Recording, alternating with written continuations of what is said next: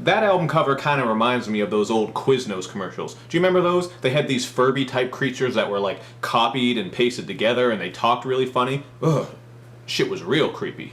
What's up everybody? It's Luke James, not the singer. If you're an indie artist looking for an album review and some promo, you can hit up Luke at redmattersite.com.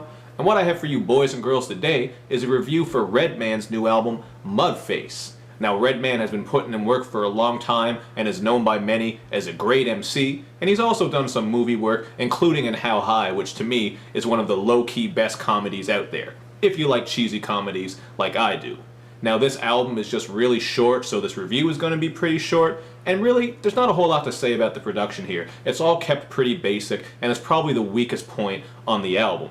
And as for the content, this is mostly just about Redman showing that he still has bars, and he definitely does. On the song Dope Man, he peddles his bars and lyrics as if they're drugs. And on the song Bars, which obviously has got to be a favorite of mine since it's called Bars, this one is just all about how he has bars, how he still has it. And he reps for the 90s on this song over some nice piano production. Now on Nigga Like Me, he once again brings up the 90s and says that it was the hardest era, and he makes it clear that he's been putting in work since before Lil Wayne started the Carter series and before T-Pain started with the auto-tune. So Redman definitely still has bars and he comes through with all kinds of great lyricism and funny lines on here, but as an overall project there's not too much here that's really going to blow you away, and especially in a year like 2015 where we've just been blessed with so much great hip-hop. But this is still worth checking out, especially if you're a Redman fan and you are going to appreciate his lyrical abilities. Like on the song Gettin' Inside, which is one of my favorite tracks,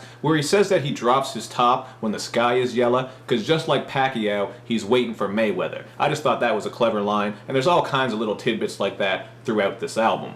This one also had a really groovy beat, so this was probably my favorite song on here, because I thought it just had the whole shit together. Good beat, good lyrics, nice and smooth, can't really complain about it. And for just one example of Redman's funny lyricism, on What's Really Hood, he says that he's cooking food for thought like Metaphor McNuggets, and even though he doesn't wrestle, even Hacksaw Jim dug it. I mean, it's kind of cheesy, I guess I could see people saying that, but I like the references, and it's kind of silly, which is just what you expect from Redman, and that's the type of line I could see on a Czarface album, especially with that wrestling reference, so I think Redman would fit right in on one of their songs.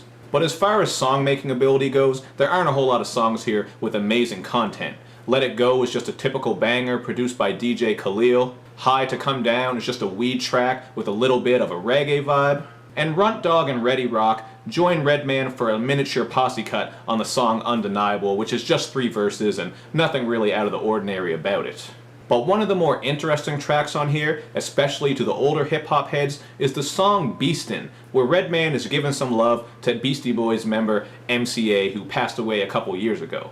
This one gets its beat from the Beastie Boys song Hold It, Now Hit It, but that beat does get a little bit repetitive because it's all built around this whistle that just keeps blowing out like Terry Crews in White Chicks when he was at that rave. So I thought the beat was kind of irritating, but hey, if you're an older hip-hop head, I think you'll appreciate this one for the throwback to Beastie Boys. And of course you can't hate on the tribute to MCA because the Beastie Boys are legends in themselves. And I did find it funny on the song when Redman said that he's fucking in Timberlands like a porn star. Something about that. Something about fucking in some Timberlands, which is just some funny shit to imagine, if you want to imagine it. You probably don't want to picture that, but I don't know. That's some thuggin' love.